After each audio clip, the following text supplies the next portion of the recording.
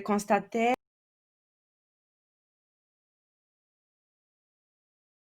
j'ai écrit le titre de cette vidéo, Vivre au bout des pieds, au point des pieds, vivre au point des pieds. On peut parce que d'habitude on dit marcher au point des pieds, c'est pas vraiment vivre au point des pieds, mais en pensant à cette manière, j'avais des images parce que moi, je ne fonctionne pas, je ne pense pas en mots, je pense en images. Donc, chaque fois quand je pense à quelque chose, c'est des images qui me viennent dans mon esprit. Et je vous dis que ça, c'est l'état naturel du cerveau, de penser en images parce que c'est ça notre état naturel, mais juste toutes les interférences, le bruit dans notre cerveau nous pousse à penser en mots. C'est pour ça c'est ce bruit incessant dans notre tête et c'est pour ça cette fatigue à l'intérieur de nous parce que on n'est pas dans notre état naturel de penser en images, mais on est accaparé par le bruit des mots qui roulent. Et justement, en pensant à ça, j'avais cette image, vivre vraiment comme à peine tu te donnes le droit de vivre. C'est comme tu marches dans une pièce où il y a de nombreuses personnes qui dorment et toi, tu marches vraiment, vraiment comme une petite souris pour ne pas déranger les autres. Et vraiment, j'avais cette image extrêmement prégnante dans ma tête, justement parce que hier, j'ai eu une conversation avec une de mes clientes et c'était vraiment extrêmement souffrant pour elle, se donner le droit de vivre. C'était ça finalement, c'est donner le droit de vivre. Et quand elle me disait, parce qu'elle avait tout ce qu'elle avait besoin pour être heureuse, mais qu'est-ce qui l'empêchait d'être heureuse finalement? C'était se donner le droit d'être heureuse. Non, elle se donnait pas ce droit. Et j'ai vu, quand j'ai parlé, pendant que j'ai parlé, je l'ai vu marcher vraiment dans le monde, marcher dans le rue au point des pieds. C'était ça l'image qui m'est apparue tout de suite parce que, vous savez, ça c'est quelque chose que nous, la plupart du temps, on le traduit par toutes sortes d'expressions, ne pas être à l'auteur, avoir peur de l'inconnu, avoir peur du regard des autres, avoir des milliards de peurs. Mais finalement, on se donne pas, on se cachant derrière toutes ces couvertures, toutes ces rideaux, qui nous empêche d'être soi. On vit à peine, on survit et on est toujours en mode je veux pas déranger les autres par ma propre existence. Vous savez, c'est pour ça que j'ai mis ce titre aujourd'hui sur cette vidéo parce que j'avais cette image tellement forte dans ma tête et je voulais la partager avec vous. Et vous donner des clés pour toutes ces histoires. Mais avant de commencer effectivement à discuter un peu plus, n'oubliez pas que je suis là pour répondre à vos questions. Donc, vous pouvez toujours me poser vos questions existentielles, même s'ils ne sont pas en rapport avec ce sujet, parce que j'aime toujours vous entendre. Et je vais un peu tester parce que vous savez, avant, c'était les commentaires étaient du côté droit, maintenant, ils sont du côté gauche. Et je suis un peu éparpillée, je suis un peu perdue. Donc, je veux voir s'il y a d'autres donc, bonsoir Brigitte, Mylène, bonsoir, Sandra, bonsoir, Estia, bonjour tout le monde, bonjour Fatima. Donc, si vous avez des commentaires, si vous avez des questions, profitez de ma présence. Je dis toujours comme ça, profitez de ma présence. Et je sais à quel point c'est important, c'est quand tu vis une crise existentielle, quand tu vis des problèmes dans ta vie, d'avoir quelqu'un à qui tu peux poser une question, à qui tu peux poser une question qui va te donner des pistes sur ta propre vie. C'est tellement grand, croyez-moi. Peut-être que vous ne le réalisez pas, peut-être que ma présence ici sur ce groupe et tout ce que je fais, c'est compris comme acquis, c'est normal. Mais je vous dis, il y a 10 ans, quand moi j'ai connu l'éveil, quand je vivais mes énormes crises existentielles, euh, l'Internet, Facebook n'était pas tellement développé au niveau des groupes et des connaissances sur la spiritualité, sur l'éveil surtout. C'était nouveau, c'était nouveau. Et j'avais tellement de mal à vivre et tellement de difficultés à comprendre qu'est-ce qui se passe avec moi. Et croyez-moi, j'aurais payé n'importe quel prix pour avoir quelqu'un à lui poser une question qu'est-ce qui se passe avec ma vie. Et surtout cette personne qui me donne une réponse fiable, qui me donne une bonne direction, qui me donne de bons conseils pour savoir dans quelle direction prendre, quelle direction aller dans ma vie. Donc, c'est pour ça que je dis toujours, profitez de ma présence ici. Je peux vous donner des réponses vraiment qui peuvent vous mettre sur la piste de votre existence, de vous donner des clés extraordinaires. Alors, en attendant vos questions, n'oubliez pas, c'est une session de questions. J'attends vos questions. J'attends vos questions, toujours avec impatience parce qu'elle me fait énormément plaisir à répondre à vos questions. Euh, je vais vous raconter des petites histoires, mais je veux vraiment, vraiment répondre à vos questions. Donc, mettez sur le tapis tous vos problèmes, tous vos questionnements, tout ce qui se passe dans votre vie, que vous n'avez pas de solution, et on va clarifier ça ensemble. Sophie se lance. Bravo, Sophie, merci. Sophie me dit, j'ai rencontré quelqu'un qui a vécu beaucoup de blessures. Je vois son âme, mais je ne veux pas être celle qui le sauve. Je ne sais pas quoi faire. Tu vois, Sophie, une première super bonne attitude que tu as, c'est que tu ne veux pas te placer dans l'hypostase du sauveur, parce que je suis certaine que dans le passé, tu avais cet impulse, tu voulais sauver. Maintenant, tu as eu des prises de conscience. Éventuellement, tu as fait un travail sur toi et tu as compris que tu ne veux plus être dans la posture de celle qui sauve quelqu'un. Et tu vois, Sophie, quand je te dis en premier, tu m'as dit, j'ai rencontré quelqu'un qui a vécu beaucoup de blessures. Tu vois, d'habitude, quand nous-mêmes, on a à l'intérieur de nous des blessures, ok, même si on prend conscience de ces blessures, mais on n'a pas guéri ces blessures, vous savez, on porte toujours à l'intérieur de nous cette vibration de souffrance, ok? Donc, on porte toujours la vibration de souffrance. Et cette vibration de souffrance, excepté le fait que tu n'as pas une idée claire de qu'est-ce que tu veux dans une relation, mais quand je dis pas une idée claire dans ta tête, parce que tout le monde me dit je veux un homme bien avec qui je veux vivre le grand amour, ça c'est standard. Mais vibrationnel, tu n'as pas une idée claire de qu'est-ce que tu veux dans ta relation, c'est sûr et certain que tu rencontres ce type de personnes extrêmement blessées. Ok? Quel est ta démarche dans cette situation? Dans cette situation, tu dois attendre pour voir qu'est-ce que cette personne veut. OK? Parce que cette personne veut vraiment guérir, veut vraiment être avec toi. OK? Ça veut dire qu'elle doit faire un travail sur toi. On s'entend que une relation avec une personne extrêmement blessée et qui ne veut faire aucun travail sur soi ne fonctionne pas. Même avec toute ta bonne volonté, ça ne fonctionne pas, ce type de relation.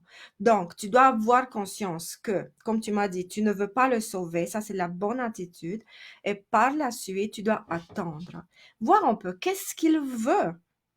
Est-ce qu'il veut juste avoir une femme, peu importe quelle femme, ou vraiment il veut construire quelque chose dans sa vie? Et s'il veut construire quelque chose dans sa vie, alors est-ce qu'il prend conscience des blessures? Est-ce qu'il veut guérir ses blessures? Regarde un peu. Maintenant, tu es dans la période de questionnement. Pose-lui des questions à la place de lui donner des solutions, mais c'est mieux que tu lui poses des questions et demande-lui qu'est-ce que tu veux pour ta vie? Qu'est-ce que ça t'anime? Pourquoi tu veux cette relation? Pourquoi moi? Et tu vois, quand tu vas te placer dans ces questions, dans cette position de coach où tu poses des questions à la place de te lancer sur les solutions, ça te donne à toi aussi le temps de réfléchir. Est-ce que c'est la bonne personne pour toi ou c'est pas la bonne personne pour toi? Parce que je te dis, Sophie, même si tu as la meilleure bonne volonté sur la planète, si cette personne ne veut pas faire par elle-même un travail sur soi, c'est une relation qui est débalancée et tu vas toujours sentir que ça manque quelque chose parce que toi, de qu'est-ce que je vois, tu veux dans une évolution, tu es dans une évolution pendant que si lui, il a même pas la capacité de prendre conscience de ses blessures, il est vraiment très, très, très loin de prendre le chemin de la guérison. Et tu vas te sentir toujours frustré. Ça va te donner un énorme sentiment de frustration. Donc, fais attention à ces dimensions et maintenant, place-toi dans la position de coach et pose des questions et attends pour voir un peu ses réactions. mais ne t'implique pas trop émotionnellement parce qu'après, c'est difficile à se détacher et la souffrance d'une manière ou d'une autre arrive. OK? J'espère, Sophie, que j'ai répondu à ta question. Sinon, reviens pour que je te donne plus de clarification.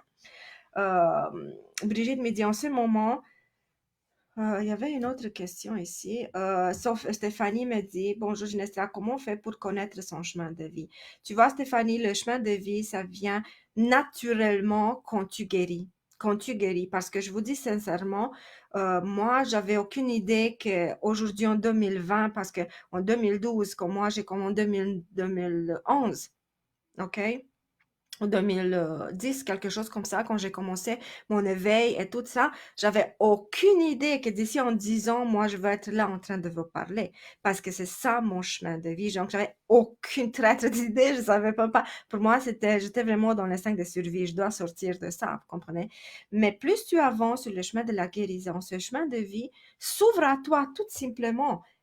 Et quand tu dis qu'est-ce que je veux, tu sais, Stéphanie, tu dois te poser cette question très simple. Qu'est-ce que tu veux dans cette vie? Qu'est-ce que tu veux pour toi?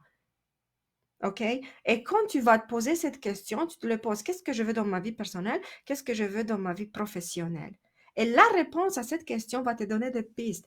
Et quand tu vas juste penser, par exemple, je me pose la question, qu'est-ce que je veux pour ma vie? Et moi, je dis, j'aimerais travailler avec les gens, j'aimerais aider les gens. Et ça revient souvent, souvent, souvent. Ça, dans toutes mes séances de coaching, ça revient souvent. Et dans le groupe des empathes, souvent. Mais tu dis, OK, quel type de travail? OK? Et par le questionnement, et quand tu vois que l'idée qui te vient à l'esprit, ça résonne, ça comme, waouh, j'aimerais vraiment, vraiment faire ça. Et comme je me réveille le matin, quand je sais que je fais ce type de travail, je me sens tellement animée et tellement bien. C'est ça seulement, Stéphanie, tu vas savoir que c'est vraiment ton chemin de vie, c'est vraiment ta mission de vie. Donc, guéris, continue, continue la progression pour la guérison et ne te questionne pas trop maintenant. Laisse un peu le temps aller et juste approche tranquillement cette question du chemin de vie parce que le temps qu'on est dans nos blessures encore, qu'on est encore dans le mécanisme de survie et la mission de vie, c'est très, très, très loin de nous. OK? J'espère que j'ai répondu à ta question. Bonjour Christine, contente que tu es là. Brigitte me dit en ce moment, c'est très difficile de parler à quelqu'un, lui poser des questions et certains jours, plus envie de rien. Comment faire pour surmonter ça? Brigitte, en premier, tu ne dois pas te laisser parce que je vous dis, même aussi, avec ce confinement, avec je sais pas, cette vie étrange qu'on n'est pas habitué, euh, vous savez, j'ai des journées quand je dis, OK, aujourd'hui, j'ai rien envie de faire, mais je m'arrache moi-même. Donc, j'active ma volonté. Je dis, non, non, non, non, non, je ne peux pas rester comme ça, peu importe. Et je bouge, et je bouge. Et tu peux faire un peu de gymnastique dans la maison, tu peux mettre de la musique. Tu dois activer, je vous dis, une stratégie extrêmement puissante. Si tu veux changer ton état émotionnel, tu dois bouger ton corps. Parce que le corps, c'est le principal activateur de tes énergies. Donc, bouge ton énergie. Et alors, tu vas voir que ton état d'esprit change.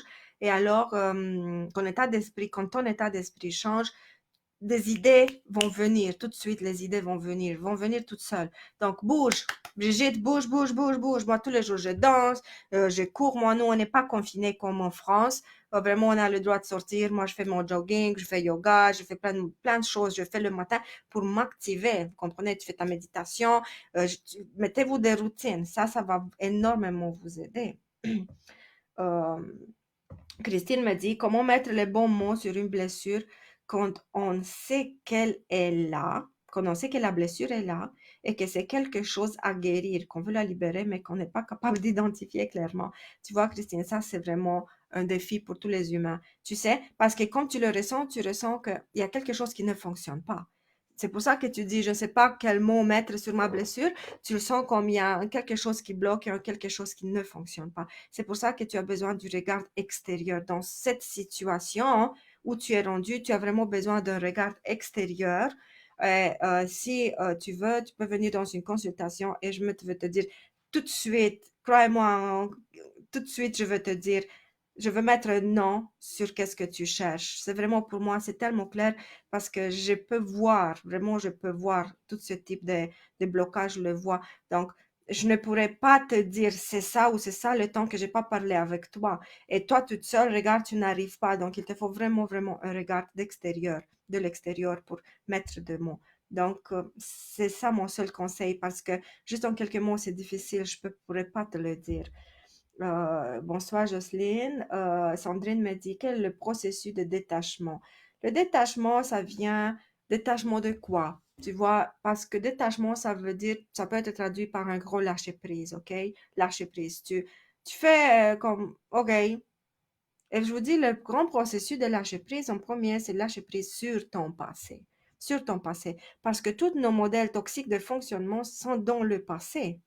Donc, on s'accroche à ça, il m'a dit ça, il m'a fait ça, il m'a blessé, nanana, et ça tourne, ça tourne, ça tourne. Donc, votre cerveau est accaparé par les mots, donc vous ne laissez pas les images à venir. Et comment te détacher? Tout simplement par l'acceptation, Sandrine. La seule manière de te détacher, c'est de l'acceptation de la situation. Tu dis, c'est comme ça, je ne peux faire rien d'autre, ben c'est comme ça, je l'accepte. Je l'accepte. Et je vous dis, dans ma vie, le grand moment d'acceptation de ma vie, je l'ai eu seulement quand j'ai compris que c'était mon âme qui avait choisi ce type de vie parce que je ne savais pas à ce moment-là quoi, mais je savais que je dois faire quelque chose plus grand que moi et que ces blessures ont une signification profonde. Vous comprenez? Moi, j'avais cette voix intérieure de moi qui me disait, c'est pas parce que toi, tu as rencontré un mari, un homme narcissique, que tu as vécu 15 ans, qui t'a détruit dans toutes les manières possibles, que toi, tu souffres comme ça. Il y a quelque chose derrière ça. Et j'avais cette énorme conviction à l'intérieur de moi que c'est quelque chose derrière de moi, derrière toute cette histoire de souffrance. Et je l'ai compris seulement quand l'univers avait mis sur mon chemin beaucoup, beaucoup de livres, parce que dans ce temps-là, je me suis renseignée dans des livres, pas dans des groupes de Facebook comme maintenant. J'ai compris qu'en fait, c'était mon âme qui avait choisi ce cheminement parce que j'avais quelque chose à accomplir. Et quand j'ai eu cette énorme prise de conscience qui attend, pourquoi je veux blâmer le voisin parce que c'est moi qui a choisi une voiture rouge? Ben, je n'aime pas la couleur maintenant en plein soleil. C'est mon problème, c'est moi qui l'ai choisi. Donc, quand j'ai eu cette prise de conscience, pourquoi je devrais être fâchée sur tout le monde à l'extérieur de moi quand c'est mon âme a choisi ce chemin, alors j'ai eu la capacité de faire un énorme lâcher-prise, un énorme détachement de tout. Et quand tu fais le détachement, là, ça vient le pardon. Et quand ça vient le pardon, là, tu es sur la bonne route. C'est ça un peu. Je ne sais pas si j'ai réussi à répondre à ta question, Sandrine. Bonjour Jessie, me dit, moi aussi j'ai un gros blocage qui m'empêche de bien m'épanouir dans mon éveil. Jessie, c'est la même chose. Euh, c'est votre choix personnel, mais moi, je vous dis sincèrement que je peux vous aider à voir vos blocages et assez vite, croyez-moi, avec toutes les centaines de femmes que je travaille, pour moi, c'est quelques regards et je vous dis exactement qu'est-ce qui se passe dans votre vie. Pour moi, c'est très, très clair. Euh, ok, Christine, contacte-moi, tu sais où me trouver.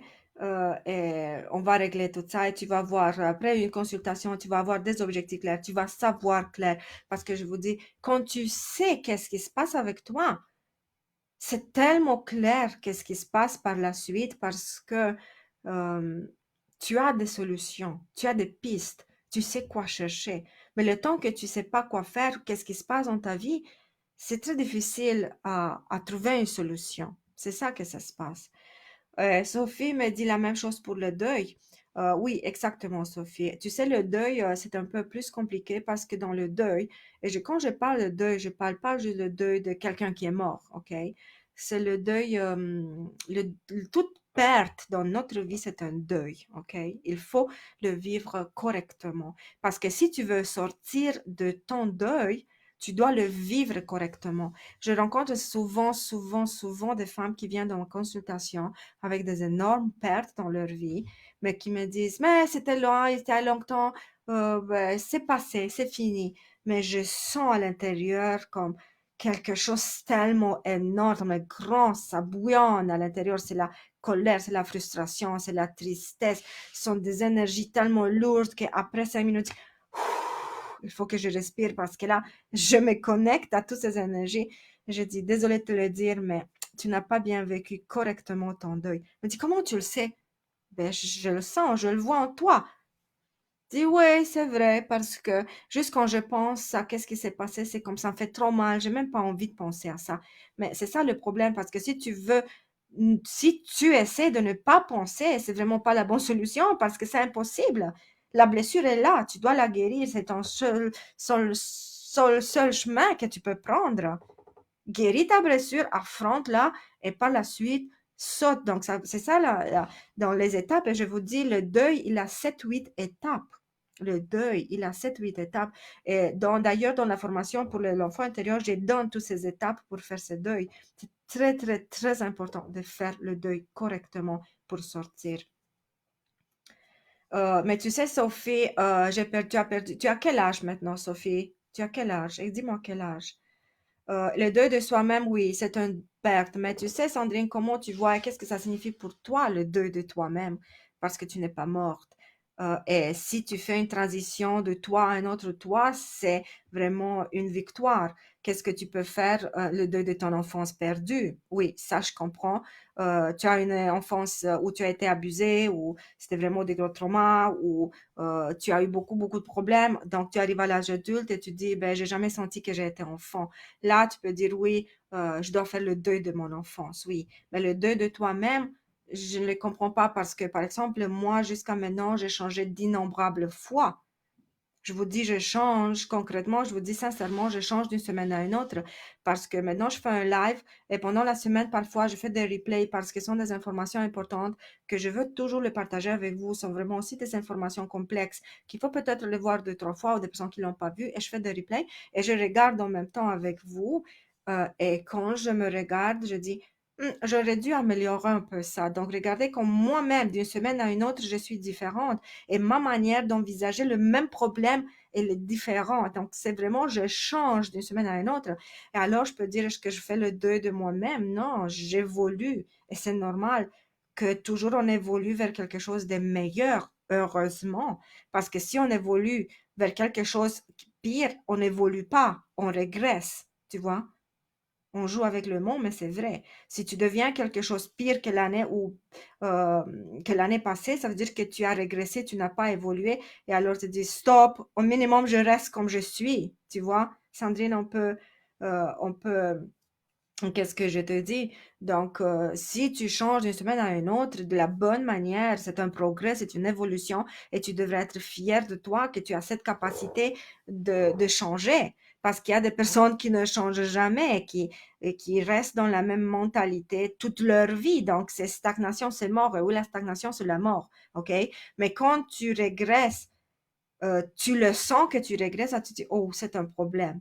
Alors, tu te pousses vers l'évolution. Donc, vous comprenez, c'est un peu des mécanismes de ce type. Alors, tu dois un peu regarder où tu t'es situé dans cette histoire.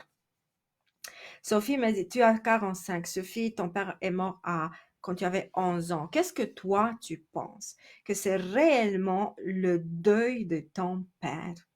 Parce que, regarde, il y a d'innombrables années qui ont passé et je te dis, les deuils sont vraiment...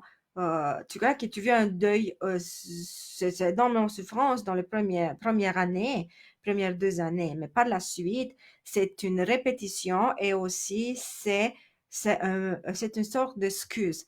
Je vais pas bien dans ma vie parce que quand j'avais 11 ans, mon père est mort. Je souffre maintenant parce que j'ai pas fait de monde. C'est pas ça, Sophie, sont d'autres souffrances parce que oui, c'est vrai, la mort de ton père a provoqué un choc, mais ce choc-là que tu l'as pas guéri. Mais ça veut pas dire que maintenant tu es dans le deuil de ton père. Maintenant, tu es dans le trauma du passé que tu n'as pas guéri, ok? Parce que surtout un enfant, je vous dis, la capacité des enfants de vivre les deuils, c'est extraordinaire. Ils guérissent assez vite. Ils guérissent assez vite. C'est pas comme un adulte. Donc, Sophie, je sens que c'est quelque chose d'autre, c'est une autre histoire mélangée dans ça. C'est les blessures, je suis certaine que c'est ton enfant intérieur extrêmement blessé qui s'accroche et qui essaie de se donner des raisons pourquoi sa vie ne fonctionne pas maintenant. Donc, c'est ça que ça se passe, Sophie. Et c'est vraiment que tu dois aller au plus profond de toi et guérir ça, mais je te garantis que ce n'est pas le deuil de ton père. OK? Parce que, regarde, c'est une énorme distance dans le temps. C'est une énorme distance dans le temps. Je suis certaine que si tu n'aurais pas eu de photos, tu te rappellerais même pas le visage de ton père. OK? Ça peut rester juste comme un souvenir vague, OK? Mais ce sont d'autres mécanismes à l'intérieur de tout ça. C'est vraiment quelque chose d'autre et tu dois voir qu'est-ce qui se passe. Et Christine me dit, oui, c'est vrai, je change aussi d'une semaine à l'autre. Oui, absolument, Christine, parce qu'on est dans l'évolution. Et quand on est dans l'évolution, on change d'une semaine à une autre et c'est normal qu'on change. Parce que sinon, c'est la stagnation, c'est la mort. Quand dit, quelqu'un me dit extrêmement fier, ah, je change jamais. Je dis, mais je pense pas que c'est absolument une bonne chose. Normalement, on devrait changer. On devrait évoluer. Parce que sinon, tu es dans la stagnation, tu es dans la mort. La force de vie ne t'anime pas. Il faut que tu changes. Sandrine me dit, oui, un changement de perception. Oui, on évolue. Oui, Sandrine, il faut vraiment un changement de perception. Oui, tu vois, ça a du sens. Qu'est-ce que je crois, et moi, je te dis. Et d'ailleurs, ça me revient souvent, souvent, cette remarque, parce qu'après la fin de mes consultations, je fais un retour sur la situation avec mes clients et je dis, waouh, je peux pas croire. Maintenant, je comprends. C'est comme quelqu'un, tu étais dans une chambre noire et quelqu'un allume une lumière et dit, ah, je comprends. C'est vraiment cette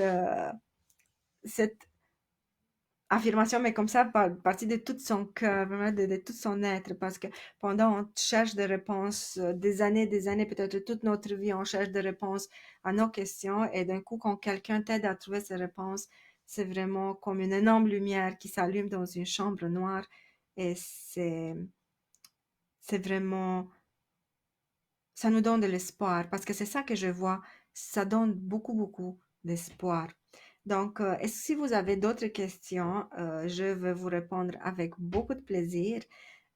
Et toujours, ça, c'est un défi pour moi chaque fois quand quelqu'un, une personne que je connais pas, qui pose même ici une question, que je lui donne la bonne réponse et je vois que ma réponse arrive à lui donner des solutions. C'est vraiment gratifiant pour moi. Alors, n'hésitez pas à me poser vos questions. Et pour revenir à notre sujet, tu sais, vivre sur la pointe des pieds, c'est vraiment euh, cette, euh, cette manière de ne pas vivre. Et dites-moi si vous avez déjà eu l'impression de ne pas vraiment vivre, mais juste de survivre. Donc, qu'est-ce que vous faites? Avoir toujours l'impression que vous avez un plus grand potentiel à développer, une plus grande capacité de faire quelque chose, mais il y a toujours quelque chose qui vous empêche. Il y a quelque chose qui vous bloque, vous n'avez pas le courage, vous n'osez pas à vous lancer, donc qu'est-ce que vous faites? Et si vous ressentez ce sentiment de je n'ose pas à m'affirmer, à oser, ça veut dire que vous vivez sur la pointe des pieds, toujours dans la peur de déranger les autres. Mais je vous pose la question, est-ce que vous prenez, vous savez, ce sentiment de ne pas déranger les autres, c'est un gros poison dans notre vie. Et si vous vivez dans cette mentalité, je vous pose la question, est-ce que vous prenez la place de quelqu'un d'autre? Alors pourquoi vous dérangerez quelqu'un sur cette planète? Et c'est vraiment troublant quand j'entends ça, que je dérange dans ma famille, je dérange à mon emploi. Pourquoi tu déranges? Si on t'a employé, ça veut dire qu'il y avait une place libre, ça veut dire que c'est ta place. Alors pourquoi tu dérangeras? Et Estia me dit cette impression de survivre, je l'ai depuis 3 ans. Mais pourquoi tu as cette impression de survivre, Estia? Qu'est-ce qui se passe? Euh, Parce que vous savez, nous, on a le droit de vivre pleinement notre vie, pas juste de survivre. Et si vous avez ce sentiment que vous n'êtes pas à votre place, que vous dérangez, je vous dis que c'est un sentiment extrêmement toxique, inapproprié. C'est vraiment inapproprié de vous sentir comme ça, parce que vous avez le droit d'exister, vous avez le droit de vous affirmer, vous avez le droit d'avoir votre place bien claire dans votre famille, au travail, avec vos amis. Vous savez, j'ai rencontré il y a quelque temps une personne qui est venue me voir. Elle m'a dit, Jnestra, même avec des amis que je connais depuis 20 ans, j'arrive jamais à dire qu'est-ce que moi je veux. Je ne fais que les suivre. Ça connaissait, c'était des enfants, des amis d'enfance. Donc, regardez à quel point c'est perturbant. C'est vraiment grave. Avec des amis que tu connais depuis une vie, tu n'as jamais le courage de dire, écoute, là, aujourd'hui, j'ai pas envie d'aller là-bas, je veux aller là-bas. Mais elle me dit, j'ai toujours ce sentiment que c'est pas ma place, c'est toujours ce sentiment que je suis tolérée. Vous comprenez? Et les plus grosses bêtises dans notre vie et les pires décisions de notre vie, on le prend quand on nourrit à l'intérieur ce sentiment, je suis pas à ma place, je dérange les autres, je ne suis pas légitime, je suis à peine acceptée. Vous comprenez? Ça sont des sentiments et des émotions qui ne doivent pas avoir place dans votre vie. C'est pas leur place. Et si vous le sentez, posez-vous la question, mais pourquoi j'ai pris la vie à quelqu'un, pourquoi je dois toujours vivre au point des pieds, toujours en train de marcher comme ça pour ne pas déranger les autres, et pourquoi ma vie et mon existence dérangeraient quelqu'un? Vous savez, vous devez vous forcer, et c'est ça le but de toutes ces lives et de tout ce que je fais, de vous forcer à vous poser des questions sur votre propre vie, parce qu'on est tellement habitué à vivre comme des robots, à vivre dans des automatismes, à vivre parce qu'on a toujours vécu comme ça, pourquoi je changerais maintenant? Mais c'est ça que je vous pousse. Mais posez-vous enfin des questions sur votre propre vie. J'ai eu une autre, quelqu'un il y a 2 semaines est venu en consultation et elle m'a expliqué tout ce qui se passe. Je lui ai dit, mais finalement, elle était comme, oh my God, qu'est-ce qui se passe? Mais je dis, mais qu'est-ce que tu veux de ta vie? Elle était comme, mais c'est vraiment une bonne question. Vous savez, c'était comme pour la première fois dans sa vie, quelqu'un lui a posé cette question et c'était la première fois dans sa vie quand elle pensait à cette question. Qu'est-ce que tu veux dans ta vie? Vous comprenez? Alors, pour moi, c'était comme, oh my God, comment c'est possible qu'on vit jusqu'à 30, 40 ans et on se pose jamais la question, qu'est-ce que je veux dans ma vie? C'est la base parce que tu dis toujours, ah, je rêve. Vous savez, on est vraiment dans un monde illusoire. Je rêve de plein de choses, mais on ne se pose pas concrètement la question, qu'est-ce que je veux dans ma vie? Et t'asseoir avec toi et tu dis, je veux ci, ça. Mais vous savez, c'est aussi un phénomène paradoxal parce que quand je te demande qu'est-ce que tu veux dans ta vie, les personnes, 99% des personnes me répondent tout ce qu'ils veulent pas dans leur vie. Je ne veux plus travailler dans cette entreprise. Je ne veux plus me sentir délaissée. Je ne veux plus être abandonnée. Je ne veux plus rencontrer des hommes qui me font du mal. Je dis, je comprends, c'est ça que tu veux pas, mais qu'est-ce que tu veux? Qu'est-ce que tu veux? Mais elle dit, je ne sais pas. Vous savez, c'est vraiment étrange, mais c'est tellement vrai et je vous le dis, je le constate. 95%, 99, peut-être 15 parmi les personnes qui mais dans cette réponse, en premier, elle ne se pose pas la question, qu'est-ce que tu veux dans ta vie? Et deuxièmement, quand je les pose la question, qu'est-ce que tu veux dans la vie? Ils me disent toutes les choses qu'ils ne veulent pas dans ta vie. Mais si toi, tu réfléchis continuellement à qu'est-ce que tu ne veux pas dans ta vie, alors l'univers, parce que la loi d'attraction fonctionne tout le temps, il te donne tout ce que tu veux pas. Mais peut-être que c'est le temps de dire, OK, je veux plus ça, mais c'est correct, je pense plus. Je pense à qu'est-ce que je veux pour avoir qu'est-ce que je veux. Vous savez, j'ai aussi des questions ici. Estia me dit, parce que je peur tout le temps et j'ai du mal à accepter mon hypersensibilité. Estia, pour démystifier ça, je te dis clairement que moi, je suis la, euh, la hypersensible, ok? Parce que je suis de toutes les points, je suis intuitive. Et les intuitives ont des antennes partout, ok? Parce que sinon, je pourrais pas voir les blessures des gens. Mais je suis hyper sensible. Donc, tout ce que tu veux, hypersensibilité, c'est moi, ok? Mais j'ai guéri. Et hypersensibilité, pour moi, c'est vraiment un don du ciel parce que c'est mon intuition, ok? Grâce à cette hypersensibilité, j'ai réussi à me connecter à mon intuition et faire des choses extraordinaires dans ma vie, vous comprenez? Donc, ne vois pas ton hypersensibilité comme une faiblesse. D'ailleurs, je vois tellement les commentaires dans le groupe. Je suis en panne, je veux mourir. Tu vas pas mourir. Ah, je prends toutes les énergies des autres, je vais mourir. Tu vas pas mourir. Ah, c'est une malédiction. Ce n'est pas l'hypersensibilité, l'empathie, ce n'est pas une malédiction. Pas ça le problème. Le problème, c'est tout le bagage négatif qui vient derrière. Parce que quand tu guéris ton bagage négatif, ça devient la bénédiction de ta vie d'être tellement sensible parce qu'on active nos autres sens que les autres ne l'ont pas. Et nous, on a accès au monde invisible. Et c'est un cadeau extraordinaire.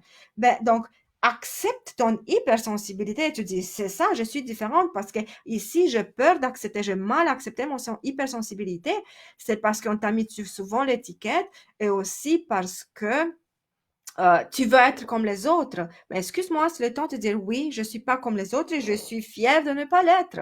Moi, toute ma vie, j'ai été le mouton noir dans toutes les manières, de toutes les manières. Même dans ma famille, ma mère, mon père disait, toi, tu es le justicière. Parce que moi, j'avais vraiment cette injustice. Ah, mais c'est injuste, mais c'était l'avocat de la famille, c'était moi. Je sais pas pourquoi, mais c'était ça. Et j'étais pas comme les autres, oui, et je l'ai accepté et j'étais fière que j'étais pas comme les autres. Donc, quand j'étais tellement même à l'adolescence, vous savez, à l'adolescence, quand tu veux toujours être comme les autres pour être accepté dans le groupe, moi, je faisais exactement le contraire de toutes mes amies. Et je vous dis, le fait d'être différente, de m'affirmer et de m'imposer telle que je suis, c'était vraiment une admiration.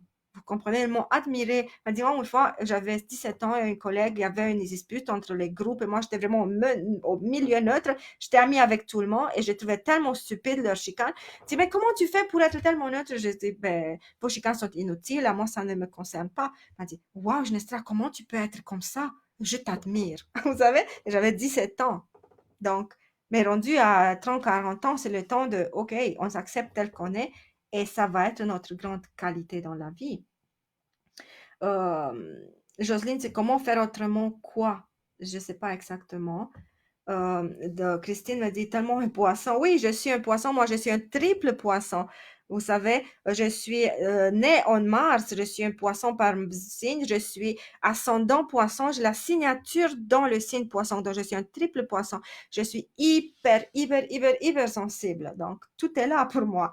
Et je suis extrêmement bien dans ma peau et ça m'a donné des choses extraordinaires que j'ai réussi à développer mon hypersensibilité.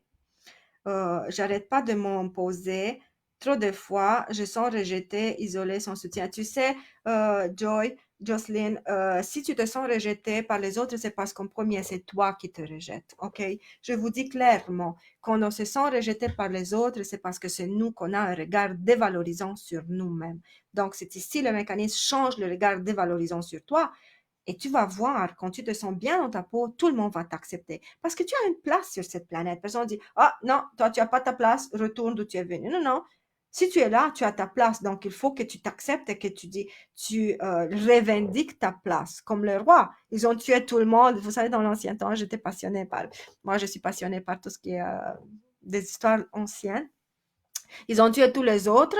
Il est arrivé là, il a revendiqué sa place. C'est moi, j'ai battu tout le monde. J'ai gagné cette place par la force de mon courage.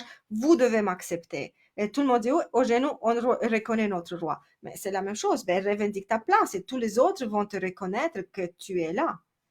Euh, Mireille me dit parce qu'on s'oublie parfois. On s'oublie, vous savez, le temps qu'on est blessé, on s'oublie tout le temps. Mais dans le fait de s'oublier, on se voit comme on sort de martyr. Oh, je suis tellement triste, je m'oublie, mais je me sacrifie. On sort de martyrisation, mais c'est vraiment inutile parce que ça donne tellement souffrance et tellement frustration, cette martyrisation. Donc, arrêtez de vous sacrifier pour les autres. Vous aussi, vous avez le droit de vivre. Et moi, j'ai 2 enfants et je suis mère monoparentale et j'adore mes enfants, mais je ne me sacrifie pas pour mes enfants. Moi, je fais tout ce qu'il faut pour mes enfants, mais jamais dans cette mentalité, je me sacrifie pour mes enfants. Vous savez, parce que moi, je le dis clairement, parce que les enfants sont un peu égoïstes et les enfants veulent prendre tout de toi. Mais moi, je dis stop, c'est mon temps à moi. Faites d'autres choses, surtout que maintenant ils sont grands. Mais même quand il était plus petit, il dit maman, il a le droit de se reposer. Et si toi, tu veux aller au cinéma voir ce film, lui veut ce film, mais la troisième fois, ça va être mon tour de choisir. Donc, moi, j'ai habitué mes enfants à ça, de revendiquer ma place et de ne pas vivre dans cette mentalité, maman doit se sacrifier. Non, c'est pas une question, une mère, de se sacrifier, mais ça, c'est l'envoûtement culturel qui nous pèse tellement sur les femmes. Justement, j'avais une discussion hier avec une cliente sur cet envoûtement culturel qui dit si tu ne te sacrifies pas pour tes enfants et pour ta famille, tu n'es pas une bonne mère, tu n'es pas une bonne femme.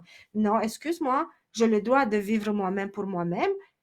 Et comme ça, je vais être plus ressourcée et plus disposée et plus de bonne humeur et plus joyeuse pour m'occuper de ma famille, à la place d'être toujours la petite martyre qui mange tout ce qui reste dans les assiettes, qui a jamais sa place à la table, qui mange debout parce que je voyais ma mère. Elle avait jamais place à la table parce qu'on était trop nombreux dans la famille. Elle était toujours debout. Elle dit, ah, pour moi, c'est correct. Je suis bien rassasiée juste quand je vous vois vous manger. Vous savez, elle avait grandi dans cette mentalité. Elle a dit, excuse-moi, maman, tu viens t'asseoir avec nous. Maintenant, j'accepte même pas, mais elle reste comme ça parce qu'elle n'a pas pu changer. Mais moi, je dis, non, il n'y a pas de question que tu manges debout. Tu viens à côté de moi. Tu as ta place, tu es ma mère. C'est toi qui as préparé la nourriture. Merci. Donc, tu m'honores. Je suis honorée de t'avoir à côté de moi. Arrêtez ce sacrifice inutile. Mais on a été éduqués dans cet esprit de sacrifice. Elle dit, tu ne te sacrifies pas pour ta famille. Toi, tu n'es pas une bonne mère. Tu n'es pas une bonne femme. Mais non, excuse-moi. C'est pas vrai, ça. C'est un envoûtement culturel. Euh, c'est vraiment c'est vraiment un envoûtement culturel. Je lis vos commentaires. De l'amour, de l'authenticité, de la sincérité. Oui, c'est un cadeau, mais elle fait peur. Tu sais, Sophie, ce cadeau fait peur si tu ne l'acceptes pas. Pourquoi ça ferait peur qui tu es? Pourquoi tu auras peur de toi-même? Quand tu peux voir que cette capacité que tu as, ça peut faire tellement de bien. Ça peut, ça peut sauver ta propre vie, ça peut sauver la vie de tes amis, de tes enfants, ça peut donner des choses extraordinaires. Alors pourquoi euh, pourquoi ça te fait peur? Pourquoi ça te fait peur de sentir? Parce qu'on est habitué à être engourdi, à être drogué dans nos émotions, à ne jamais exprimer nos émotions. Et dès qu'on ressent plein de choses, oh, c'est trop. Non, non, non, il faut juste faire un bon tri de ces émotions. Alors arrêtez de vous enfuir. Brigitte, c'est pas une question. Moi, je vis dans cette société. Mais moi, je vis, mais tu vois, c'est pas une question que tu t'imposes avec une hache. Tu vas tuer tout le monde pour prendre ta place. Tu dois t'affirmer à toi-même quelle est ta place. Vous savez, tu dois te dire, j'ai de la place sur cette planète, c'est une place légitime et tu dois te sentir légitime dans ta vie, Brigitte. C'est pour ça que je te dis, quand tu dis c'est pas facile à s'imposer dans cette société, tu n'as pas besoin de t'imposer dans la société. Tu vas pas changer la société, mais tu dois t'imposer à toi-même en premier pour dire, je suis légitime, je suis qui je suis et je m'accepte. Et tu vas voir que quand tu vis dans cette mentalité, que tu t'acceptes toi-même et que tu te sens bien dans ta peau, tous les autres vont te regarder, tous les autres vont t'accepter. C'est pas une question que tu dois t'imposer au monde. OK, moi je suis Brigitte, acceptez-moi. Vous devez m'accepter. C'est pas comme ça que ça marche. Tu dois t'accepter à toi-même. Tu dis, je suis légitime dans ma vie. Et qui m'aime, qui m'aime pas. Quand même, on peut pas plaire à tout le monde. Donc, il faut faire des choix. Mais c'est cet éparpillement qu'on essaie de plaire à tout le monde parce qu'on veut être reconnu. Et c'est des gros mécanismes, des blessures qui se cachent derrière toutes ces histoires. Bonsoir, bonsoir Ambre, Oupsillon, le pseudonyme. Bonsoir Genestra, bonsoir. Et pour la maladie, j'ai une maladie auto-immune qui ne partira pas, qui me fatigue, donc bloque la suite, que je veux l'univers. Que veut l'univers? Que je me sens seule et comprise malgré un bon moral. Euh, Tu vois, il y a une grosse discordance en contre. Tu dis, j'ai un bon moral, mais je me sens seule. Tu te sens pas bien. C'est pas, tu sais, ton moral, c'est forcé qu'elle se sente bien. Et tu sais, dans ça, ce type de maladie, tu dois renforcer toi-même. Il y a des stratégies pour renforcer ton système immunitaire, mais ça va dans une profonde guérison de soi, parce que je vous dis, toute maladie dans notre corps, ça vient d'un problème dans notre âme. Toutes nos blessures d'enfance, toute notre vie d'enfance, tout ce qu'on a accumulé, toutes nos blueprints, toutes nos croyances limitantes, toutes les énergies négatives, c'est ça qui produit ce type de maladie à l'intérieur de nous. Alors posez-vous la question, il y a des personnes qui ont eu le cancer et qui ont guéri. Comment? Parce qu'elles étaient toujours, elles ont changé leur empreinte vibratoire, elles ont changé leur vibration émotionnelle. Et Ambre, tu vas sortir de ça ou ça va s'améliorer quand tu vas changer ton empreinte émotionnelle, vibratoire. Vibratoire, tu dois vibrer joie, tu dois vibrer bonheur, tu dois vibrer santé et tu dois te voir en pleine santé. Mais il y a des choses derrière ça que tu dois les changer. Tu dois changer ta propre image de ta maladie, ton image de toi, les questions qui... Donc vraiment, c'est un processus que tu dois entamer pour arriver à ça. Tu comprends? C'est ça qui ça se passe. Et je te garantis, quand tu vas arriver à cette image de toi en pleine joie, en pleine santé, Même si ta maladie va pas disparaître complètement, mais tu vas avoir des rémissions extraordinaires, tu vas avoir des états de santé extrêmement bons, tu vois, parce que tu changes ton empreinte vibratoire. Tu ne vibres plus souffrance, tu ne vibres plus malheur, tu ne vibres plus maladie. Donc, ton état mental, tu dis, c'est un bon état mental, je te crois pas, parce que tes émotions me disent, je me sens seule, je me sens abandonnée. Pourquoi moi? Pourquoi cette maladie? Et c'est ça le problème. Tu essaies de forcer ton mental, mais les émotions qui déclenchent les pensées, pas l'inverse. Donc, si tu essaies d'entretenir de manière artificielle une pensée positive, tu dis, ah, j'ai cette maladie, ah, mais aujourd'hui ça va bien. Ça marche pas comme ça. Ça va pas bien comme ça. Tu dois changer des mécanismes qui sont derrière ces histoires. J'espère que j'ai répondu et parfois, vous savez, je suis tellement directe, mais c'est le temps enfin à quelqu'un dans notre vie qui nous pousse sur le bon bouton et nous dise les vraies choses. Je ne vais pas toujours porter des gants jusque-là pour vous dire des choses tellement vraies, parce que c'est les choses tellement vraies qui parfois nous débalancent, qui nous aident à avancer. Alors, s'il vous plaît, parfois, si vous sentez que je suis trop directe, je m'excuse, mais je suis dans la plus grande vibration d'amour et je veux vous faire un grand bien en vous disant les vraies choses sur votre vie. Sophie me dit, j'ai ressenti la détresse de mon père et je n'ai pas pu rien faire. Je comprends, Sophie, mais tu dois sortir de là parce qu'il avait son propre chemin de vie. Euh, Ambre me dit, accepter c'est dur, mais une fois que c'est fait, on se sent libre, légère. Je l'ai compris il y a quelques jours. Exactement, exactement. C'est ça qui ça se passe. Donc, c'est ça. Si vous avez, il me reste quelques minutes de cette vidéo, de cette live, de ce livre d'aujourd'hui. Donc, si vous avez des questions, encore quelques questions, n'hésitez pas à me les poser dans les minutes qui restent. Et Option me dit l'univers m'aide. Et bien, je suis demandé si cette maladie n'était pas là pour faire un lâcher prise total, confiance en l'univers. Oui, absolument, absolument. Donc, tu vois, tu dois changer ta vibration. Qu'est-ce que ça implique quand tu changes ton empreinte vibratoire? Ça veut dire que tu fais une guérison derrière ça. Ça veut dire que tu acceptes ta vie. Ça veut dire que tu fais les pardons, c'est lâcher prise.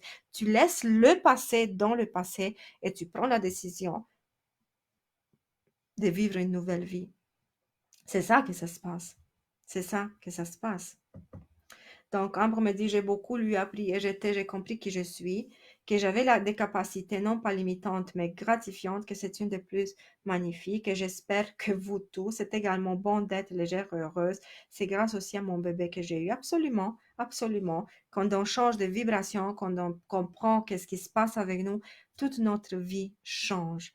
Toute notre vie change. Et pour revenir à Option, donc oui, en effet, l'univers te dit, c'est le temps que tu sors de cet état, c'est le temps que tu guéris, le temps que tu fasses un lâcher-prise, c'est le temps que tu pardonnes, c'est le temps que tu passes à quelque chose d'autre dans ta vie. C'est ça le message de l'univers. Donc c'est sûr que derrière toute chose qui nous arrive, il y a un message. Il n'y en a aucun doute. Il y a toujours un message derrière même les plus petites choses qui peuvent nous arriver. Joy me dit comment s'ancrer, je n'arrive pas. J'ai un gros problème avec ma sécurité et ma féminité. C'est une grosse histoire, ça. Et je pourrais pas te le dire en quelques minutes. Donc, c'est pas une question, donc, toujours une question d'ancrage. Beaucoup, vous savez, cette question d'ancrage, elle est vraiment tellement déformée. On va pas s'envoler, on n'est pas ancré. C'est pas tellement question d'ancrage comme c'est des questions d'acceptation de sa propre vie. Comprenez? Je veux boire une gorgée. Euh, c'est c'est une question d'acceptation, de lâcher prise, c'est ancrage. On va pas s'envoler dans le ciel, vous comprenez? Mais c'est une question de guérison intérieure, Ambre. Joy, tu vois, c'est une question de guérison intérieure. Et quand tu vas guérir intérieurement, toutes les choses vont se placer. Parce que tu dois aller par l'acceptation de toi, de ta féminité, tu vois, sécurité, féminité sont des gros sujets que tu dois vraiment les guérir. Donc, tu dois prendre sérieusement ça. Et l'ancrage va venir par la suite parce que dès que tu acceptes, tu sais, l'ancrage se produit quand tu acceptes qui tu es et tu te sens femme, et l'acceptation de soi. C'est ça que, à ce moment-là, que l'ancrage vient. Ambre me dit, un partenaire peut être présent pour nous soutenir et nous élever et non pour rester avec nous. Un partenaire, tu sais, Ambre, si toi tu as beaucoup de blessures, un partenaire vient dans notre vie pour être un miroir. OK? Et chaque conflit avec lui et chaque blessure qu'il t'inflige, c'est pour toi une carte dans ton être pour te dire, OK, tu as une blessure là-bas, tu as une autre blessure là-bas, tu as une autre blessure là-bas. Donc, la plupart du temps, quand on est tellement guéri, oui, blessé, je m'excuse, tellement blessé, les partenaires viennent comme des miroirs pour te dire, oui, ça sont tes blessures, et quand son rôle est fini dans ta vie, il s'en va.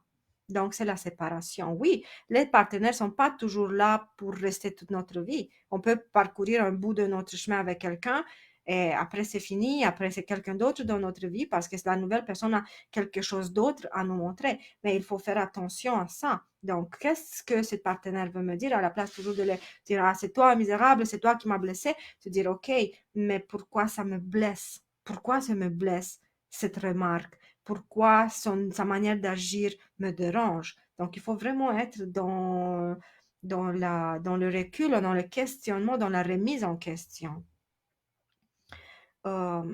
Oui, je t'ai compris, Ambre. Oui, oui, je t'ai compris.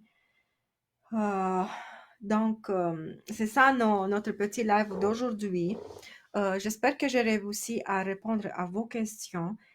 Si vous, ceux qui regardent par la suite l'enregistrement, si vous avez toujours des questions, n'hésitez pas à écrire vos questions. Moi, je le vois et je vais vous répondre. Et si vous avez des gros problèmes existentiels et vous aimeriez aussi avoir quelques solutions, je vous encourage fortement à me contacter en privé, prendre une consultation pour voir exactement qu'est-ce qui se passe. Alors, comme toujours, je vous remercie pour votre participation, pour votre présence ici dans le groupe. Je vous remercie de tout mon cœur et on se voit la semaine prochaine pour un autre livre où je vais discuter d'autres sujets super intéressants et surtout absolument nécessaires dans notre vie. Alors, merci beaucoup pour tout ce que vous apportez. Qu'est-ce que vous m'apportez, qu'est-ce que vous apportez aux autres. Je vous envoie beaucoup d'amour et on se voit la semaine prochaine. Bye bye!